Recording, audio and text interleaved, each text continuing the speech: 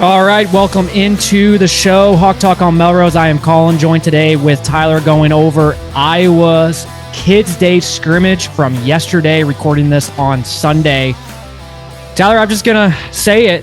This is by far maybe the best Kids Day scrimmage that I have witnessed in a long time, because usually we kind of walk away from that day, I want to say feeling bad about things, because you can't take too much away from one scrimmage, but usually it's like, we didn't look very good on offense, or quarterback play didn't look very good. But yesterday was a little bit different, and Jeremy Hecklinski stole the show, shined as bright as you could probably get for a practice. And when you talk quarterback competition between Hank Brown and Jeremy Hecklinski, it's not even close from yesterday. But we also have to understand it's one data point. Hard to take too much away from one practice, but us fans being able to just see one practice in the month of August, it's pretty clear who probably should be the starting quarterback week one. Yeah, I mean, how much emphasis, Collin, are we placing on yesterday's performance, right, compared to what Kirk, mentioned the other 8 or 9 days that they've had in fall camp so far? A big part of what I know Tim Lester wanted to see is how these guys would look in live action, right? With fans in the stands, in Kinnick Stadium, with, he didn't say this part, but the press is there, right? They're reporting, they're gonna write all their stories. So there's a lot of, extra added pressure than playing in a closed off practice, right? And so what Jeremy did yesterday, dude, was by far and away the best performance, that we've ever probably seen in a Kids Day scrimmage, going 17 to 25, 205 yards and 5 touchdowns, 0 picks, 0 sacks taken. He was explosive downfield, and he was safe with the football at the same time. And I think that is a combination that will win you a starting job eventually, I believe. What surprised me was the fact that he was able to stand in the pocket, and he went through his progressions really well. I thought maybe he was more of a guy that liked to get outside the pocket because he's a little bit smaller, but no, I mean, you go back and watch the videos from yesterday, he really looked comfortable in the pocket. So here's the thing. People that listen to our podcast, you go back 2 episodes ago, and what did I tell you, Tyler? I said, I really don't care who the quarterback is. I was going to ask you about this. Week one, whether it's Hank Brown or Jeremy. Yep. Because I have full faith in Tim Lester and company to ultimately make the best decision for us to win football games. And I really do believe that it is Tim Lester's decision. I do think Kirk has probably some say in it. There's no question about that. He's the head coach. But I do think he is ultimately giving Tim Lester the green light of deciding who he wants at quarterback. Yeah. But after yesterday, and I know it's recency bias, but it's pretty clear who should be the week one starter, and it should be Jeremy. Because we have now seen Hank Brown, whenever the fans are in the stands, the media is there, he doesn't perform well. And you go back 2 years ago, spring game, you and I went to that, didn't look very good. Go back to this last year's spring game, looked okay. Indiana game. Now, granted, yes, I get it. It's tough. I understand, but you still got to make that throw to Kamari. That's an easy throw. Any D1 quarterback, let alone being in the Big Ten, like, you should make that throw. And then you go into the Kids Day yesterday. And so there is a reason for concern and caution, because if he can't perform well in front of, like, what was there, probably less than 5,000 fans there yesterday, what makes you think that he's going to be able to do good when there's 70,000 fans in the stands? Or 4 weeks after the first game when you go to Michigan, what makes you feel like he is going to do good then? So my problem with Hank is, he might look good in practice any other day, because the reports are Brad Heinrichs and both David Eichel both said after the yesterday in the boards, both said that was by far Hank Brown's worst day of camp. It was not even close. Like, that was his worst day, and that he's actually been looking pretty good. Okay, great. But you know what? I'm sorry, but when the fans are in the stands, the media is there, that's a huge, huge data point. So I don't care if he looks good every other day when nobody's watching. When people are watching, that should be a huge indicator. Yeah. And so that's for me the reason why now I have fully kind of got on the bandwagon of Jeremy. It's not because he looked really good yesterday. Obviously, yes, that's a huge part, but it's mainly for me. It's like I keep seeing this. It's like a routine thing with Hank Brown. What makes me think that he's just gonna click in front of fans and stuff? I've yet to see it. When the lights are shining brightest, he's underperforming immensely, and that's a great thing. And do you think that's more of a mental thing, right? Is that more of like a mental block where he's not under pressure? You know, he's not being able to perform. I think that's part of it. The other thing too, you mentioned Tim Lester. Like, what does Tim Lester always say that he wants to do? He wants to be able to throw the ball downfield. And yesterday, I think I looked, and it was Hank Brown had his longest pass attempt was 10 yards. Jeremy Hecklinski had 17 completions. 6 of those were considered like explosive plays, 15 or more yards down the field. That's crazy. Then you talk about 5 touchdown passes and everything else. Like to me, and again, it's one scrimmage, but I said, you mentioned on the last podcast how you felt. You said at that time you felt that you were comfortable with either or, and I said I believe that to be the case as well. But I said I just feel like Jeremy has a little bit higher ceiling because his willingness to throw the ball downfield. Yeah. Hank went 9 of 21, 42 yards, 0 touchdowns yesterday, and a lot of his incompletions I don't think were just like protecting the ball or throwing it away. It was very inaccurate passing. His footwork seemed to not really be that great from what a lot of the reporters were saying, and like he just didn't look comfortable. And I think that's a great point that you make, is like you no matter who the starter is, you got games on the schedule where you have to have somebody that can go out there and go to Michigan, right? Go to Washington and go to some of these hostile environments and make a throw. Like, I'm sorry, that's what it comes down to. I mean, he had Evan James in stride, wide open for a touchdown, overthrew him. And like, those are the plays that you got to make. Yeah. And we'll get into it a little bit later, but I firmly believe that special teams, we're not going to be as good as we were in years past. Defensively, I think we'll be on par from what we've kind of seen the last few years. Not going to be elite like 22 and 21 and 23. So our offense needs to score touchdowns. And so you need a quarterback that can make plays. Like if yesterday, that was a real game, you know how annoyed we would be? Like if week 1, Evan James wide open for a touchdown and he overthrows, we'd be so annoyed. Granted, yesterday's practice, so it's like whatever. But those are the plays that you got to make. Yeah. Now, okay, one thing I will say with Hank because I know I'm going to forget about it. The one thing that did surprise me, and this is a good thing, is he was able to scramble. And we've been hearing reports that he can actually run more than what maybe a lot of people think because he's so tall. And so he is not a statue. Like I think everybody thinks he's a statue quarterback. Spencer Petras, no, he is not. And you saw yesterday, he actually did run pretty well. So that is the one pro for him.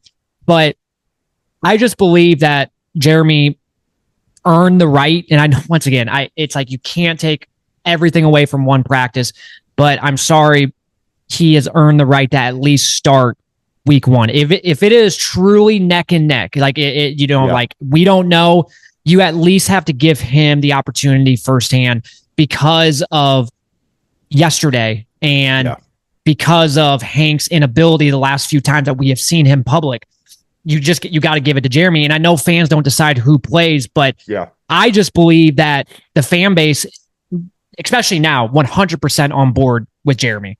Yeah. And it's going to be so toxic. It's going to be so negative if Hank trouts out there and is the week 1 starter. I hate saying this, but I genuinely think there'll be fans that boo. Yeah, and it's not fair for Hank. It's not fair for him. I hate it. It does. It sucks for him. But this is the problem with the quarterback competition, is when fans pick a side and Kirk kind of goes against what the fans want or whatever the case may be. Like, it does get very toxic. Yes, 100%. He's going to be on a short leash. Like, Hank will have no opportunity or like room to be bad because one small thing that happens, like in week 1, if he is a starter, immediately people are going to be wanting Jeremy, jumping on him. Meanwhile, if Jeremy kind of struggles out of the gate, maybe, the leash is going to be longer for him. That just shows you how everybody from is the fan perspective. Yes, on the fan perspective. And so that's why for me, I just feel like you, at this point, now granted, things can change. I mean, and that's the thing. Like, we're not even in the halfway mark of camp. Yep. But if things continue throughout fall camp and into that, week one, and they're still kind of neck and neck, both guys, one day one looks better than the other. Hank has some good days and has some bad days. Jeremy has some good days and has some bad days. I just think you got to roll with Hecklinski, unless for the next 3 weeks, Hank Brown just completely dominates during practice and Jeremy just looks like shit, then okay. But if it's truly neck and neck, you got to roll with Jeremy in week one. Yeah, I think the biggest takeaway for me with this conversation, Collin, is like, I believe Jeremy has earned the right as well to at least start the Northern Illinois game, lead the team out there. But to do that, I think, for him specifically, not get too high after this performance, right, of Kids Day, and just, he's got a lot of momentum right now. And so just keep building upon that in the next few weeks in practice. Go out and earn it, right? Go out and take that job from Hank, if that's what ends up happening, right? So build off of what happened yesterday, 100%. Yes. Okay, so let's get more into, we'll stick with the offense a little bit longer. I want to go back to Friday, media days. I don't want to spend a whole lot of time with media days, but the one quote that I thought was interesting is when Phil Parker, who usually doesn't really say a whole lot, he's kind of reserved in what he says. He had a quote where he said, "I don't know if I want to sit there and play against our offense every week." And so you take that quote and then you see what we did yesterday. Yes. Now you could add like, oh, is there reason to worry about the defense? And I don't know. I just think that the offense is that improved. Now we'll see what it's like when we actually play real competition and it's not practice. But I mean, man, you can't walk away yesterday not feeling good about where we're at offensively. And we had a feeling year 3 under Lester. You go back to what Tim Lester said a few months ago on a podcast where he finally feels like he has the players to run this type of offense, or specifically run plays that they haven't ran yet because they hadn't had the players. And you saw that with the guys, the skill position players. Hawkeye Game Film on Twitter tweeted out that he doesn't remember a more impressive Kids Day yesterday, and the depth of talent at the skill positions are as good as we've seen in a long time. And yeah, I mean, you can't argue against that. I mean, you just look at the wide receivers with Reese Vanderzee, some of his catches yesterday, that toe catch on the sideline, that was great.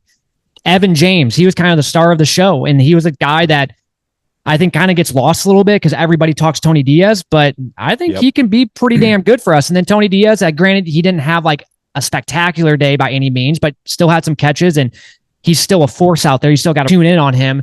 And so it's night and day difference than what we have witnessed the past few years, because you don't see that a lot in a Kids Day or a spring game where we're just airing it out and the offense looks as good as it does.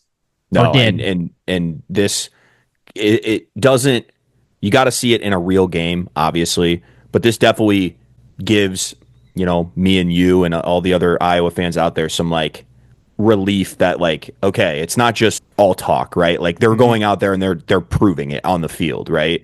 And I told you that this morning with our wide receiver room. It's obviously not up there with Ohio State and Oregon, but for Iowa standards, I mean, this is a really good wide receiver room. Hawkeye Game Film had another tweet that said, Iowa has definitely turned the wide receiver room in the right direction the last 2 years, adding Tony Diaz and Evan James, guys who can get over the top on play action shot play, something Iowa has been missing the last 2 years. Big piece falling into place there. So it's so true. I mean, this wide receiver room paired up with the tight end room, which you could argue might be one of the best tight end rooms in the country, with DJ Venami, Thomas Meyer, Addison Ostrenga, Zach Ortworth. I mean, you saw yesterday what DJ Venami can do over the top, and you're going to see a whole lot of that this year. For me, it's so exciting because the last 2 years under Tim Lester, it's been decent, right? Like year one, we relied on Caleb Johnson. Passing game was still trash. Last year, it definitely got better. It still wasn't great. Went on, it was better. Yeah, especially as the season went on. And I really do feel like we're going to flip that that page again this year. Will it still be where we ultimately want to be at? Maybe not. We still might not be quite there yet, but it's going to be pretty damn close. And that gives us fans some excitement. And then one last thing too about the offense, the running back room, man, like LJ Phillips, what a huge get in the transfer portal. I think he kind of gets forgotten about as well. He was kind of that late addition. He was one of the last guys I committed, but once again, all eyes were on Tony Diaz, right? And you kind of forget about this guy from South Dakota that had 2,000 yards last year. And we saw yesterday what he can do. Him and Kamari, 1-2 punch. Nathan McNeil, he was more of that pass catcher for the running back room yesterday. And so I said this on the first episode back, man, like whoever the quarterback is, they have a lot of weapons and they have what should be a run game that will help them a lot. An offensive line to have in front of you if you're the quarterback, and to not get a lot of guys in your face, right? And a lot of pressure, hopefully, against you, because yesterday D-line really couldn't do much against the offensive line either. Like, they protected the quarterbacks really well. Mm-hmm. And I mean, there's just, again, I feel like, are we going to look back after the season and go, man, we were completely wrong about the offense? This is almost like PTSD in years past, but you see it out on the field now. Like, you see the potential. And so there is legit reason to be optimistic about this offense. There's no doubt about it. Yep, and that's what, going back to what I said earlier, you don't want to get too carried away because you don't want to have the highest of high expectations, right? Because you're never going to live up to that. So you gotta dial it back for sure. Yeah, I always go back to the prime example was 2015 Kids Day. Our offense looked horrible. We didn't score one touchdown, CJ Beathard. And I'm sure after that day, we probably all thought, like, man, this is going to be a horrible season. We end up going 12-0. So good or bad, it's really hard to take much away from it. But with that being said, though, with yesterday's performance, as a fan, why would you not be excited? Like, why would you not feel optimistic about things? All right. And then one last thing about the offense, too, is, we just talked Jeremy and Hank, but I just think the quarterback room in general, I mean, Jimmy Sullivan, 10 for 15 with a touchdown, including a pass to Brody Schaefer, who is that freshman wide receiver from Wisconsin, 20 yards, a 34-yard pass to Isaiah Oliver. And then he also had another 30-yard pass to Jarriett Bowie. So, I mean, man, he's probably not going to play this year unless there's some injuries, whatnot, but the future's bright at the quarterback room. I mean, seeing Jimmy, and we've been hearing that, right? Like, we keep hearing kind of those nuggets from like Tim and the coaching staff that like Jimmy has been playing really well. And you could literally make the case that Hank was the worst quarterback out of all the quarterbacks that played yesterday. The only thing is, I know he was going against a lot of the backup, 100%. So but yes, I agree. Like, I feel like the quarterback room we have the most depth we've had in forever. I don't think that can be argued. Literally, the last couple of years, it's all been one guy. It's all been Cade McNamara, or it's all been Mark Gronowski, and now you've got two guys that I think could do it, and the guys behind him, there's a lot of promise, and we haven't even talked about Trayden Bessinger, who maybe is the future too. So I'm excited. I'm excited. Yesterday just got me like so excited for the season, dude. Like, I know I was already getting pumped for the season, and then yesterday happened. It's like, oh my God, can September 5th come? All right, let's switch to the defense real quick. I don't really have a whole lot. It's so hard when these kids days, because you're so focused on the offense, especially for Iowa, because of how bad we've been offensively for so long, that you really want to just focus on that. But I will say, the biggest concern going into the season, we talked about it, was the defensive line. And I thought for the most part, they did decent yesterday. And the one guy that I'm really excited about, I've been hearing a lot of good things about, is Drew Campbell, defensive end. And he looked pretty damn good yesterday. And I told you that this morning, that we need a guy like him that can step up, right? Because defensive line, we don't really have a lot of answers quite yet. And so it'd be really cool going into the season or after the season saying, man, that guy that we didn't really think much of, holy shit, he had a hell of a year. And Drew Campbell could be that type of guy. Kamari Brown, another guy that transferred from Elon. He looked pretty good yesterday. Kenneth Merriweather did not play. Tyler Brown, safety. The one thing that I'm a little concerned by, going back to Friday when Kirk talked injuries, he just suffered, I think, a soft tissue injury. Hasn't really played a whole lot, which kind of sucks. But Anthony Hawkins took over at strong safety yesterday. Lutmer was a free safety, and he did just fine. But I really want Tyler Brown back there, so hopefully he can get back here in the next week or two. I just want to bring up these two young guys that I really feel like they're going to be in the mix for playing time this year, and they're both freshmen, and that's Darian Jones and Marcelo Vitti. I think both of those guys, even if they don't play a whole lot this year, holy shit, they are the future on this defense. I think those two guys are going to be really freaking good under Phil Parker.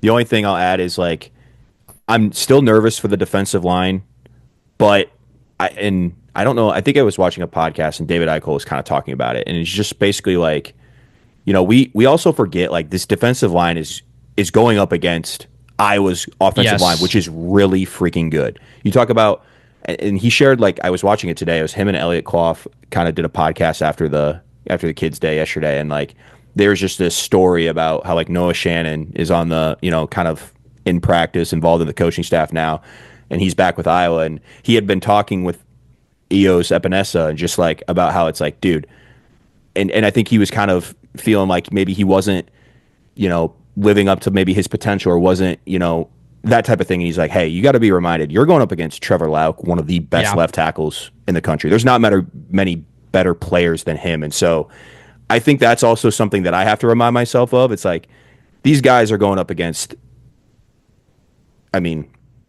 potentially one of the best offensive lines in the country. So it's only going to benefit them to have to go against that every day. Exactly. And the amount of players that we have, like, that's the thing. Like, we have a lot of players. It's just which but it's ones of those. Stuff. Yes, a lot of unproven. Yes. And that's where it's like, okay, if you can just tell me right now that a few of those players really emerged this year. I go back to that first episode that we did 2 weeks ago. I said the difference between a 10-2 season or a 7-5 season, and it really comes down to the defensive line. I know you could say quarterback. I understand that. That's a lot to do with it. But that defensive line, man, if it's pretty good, we could have a 10-2 season. We went 10-2 with what's his face at quarterback, Deacon Hill, but our defense was freaking good that year. Yeah. So there's a reason, right? Yep. And then if the defensive line is extremely average, then you're talking, could go 7-5, because we're not beating Michigan, Ohio State, and Washington if our defensive line is extremely average. Even if your linebacking core and your secondary, which I feel like both are going to be really good or pretty good, it doesn't really matter. You still have to have a decent defensive line. And speaking of linebackers too, Seth Wallace did say on Friday, like, this is the most depth that he has had in his 14 years at Iowa. So that's encouraging to hear. A lot of dudes in that room. And then the secondary, even though Phil Parker didn't really talk about it, but like, we have a lot of depth there as well. You talk corner, you talk cash, like even the cash position, we have 3 guys that could probably play that. Wallace, Lutmer, and then maybe even Vitti. Now, once again, he's young, but from what we're hearing about him. And so just that position alone, arguably 3 guys, goes to show how much depth that we have in the secondary. Yep. I think there's a lot of just question marks yet on the defensive side at certain positions, specifically D-line. But you feel good about the back end, right? And I think, well, you mentioned it too, like on a previous podcast, like that's only going to help the D-line out too, right? That's going to help with coverage sacks and things like that. So we just got to see. We got to wait and see. But I trust Phil Parker. That's like, at the end of the day, I trust what they're trying to do. Yep. So, and Kelvin Bell. Yeah, I don't think it's going to be an elite defense like we saw 3 or 4 years ago. Those were some great defenses, but I think if it can be on par with the last few years, we'll be just fine.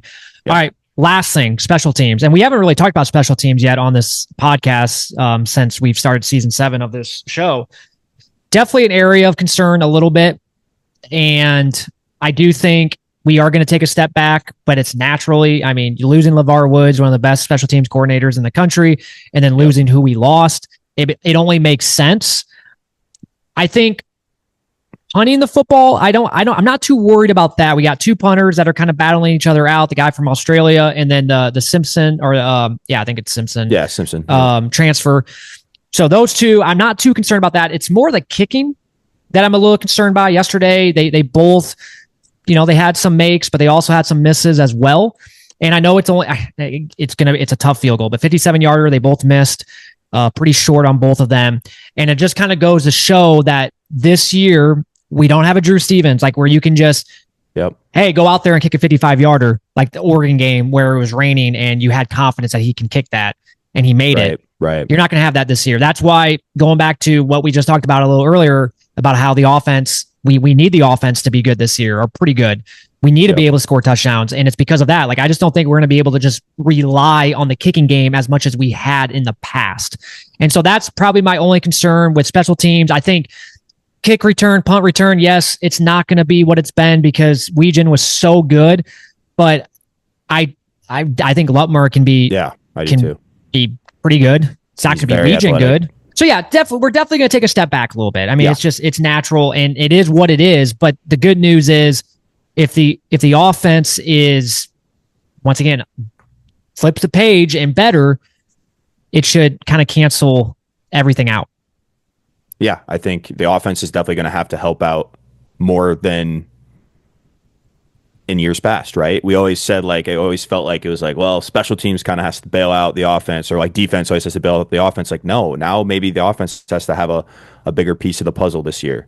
And like you said, set up for makeable field goals or scoring touchdowns instead of always relying on the field goal, right? Like, yeah, we're not going to send out a guy for 57 yards this year. I don't think that's going to be Kirk's. I mean, there's no way. Yeah.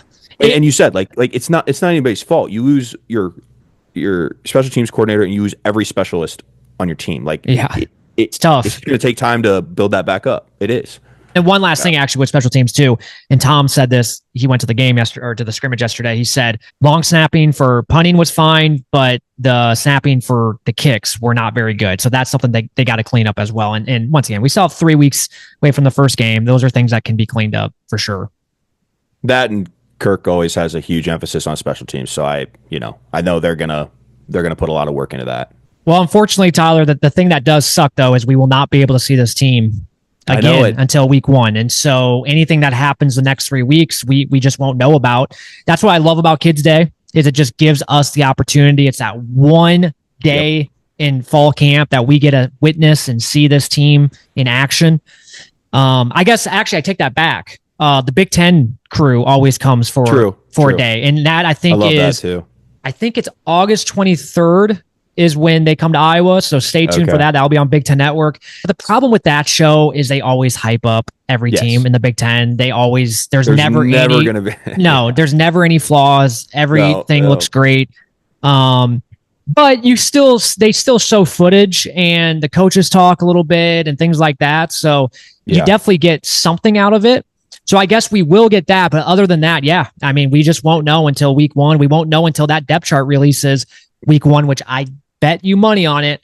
It'll have the or next to Jeremy or Hank. I bet money on it, which makes sense. I mean, they're going to go into the season with that. Going to say that we won't even know going into the first game. I bet. And I firmly believe that week 1 game, both guys will play. I just going back to what I said earlier. I think you need to give Jeremy at least the start, and then if you want to kind of go back and forth or have Jeremy play the first quarter or whatever and kind of just see. But I do think both will play. I believe Jeremy deserves that at least start and be the first possession out there starting quarterback. So, all right, well, that will do it for this episode. Did you have anything else before we end it? No, we're a little under 3 weeks away now. Yep. And I wish it was tomorrow. So I know, it sucks. but what's funny is we've already done 2 episodes and it seems like the weeks have just flown by. Before you know it, it'll be next weekend. We'll probably do an episode and it'll be 2 weeks and then we'll do another episode leading into game week. And here we are. So thank you guys for listening and go Hawks.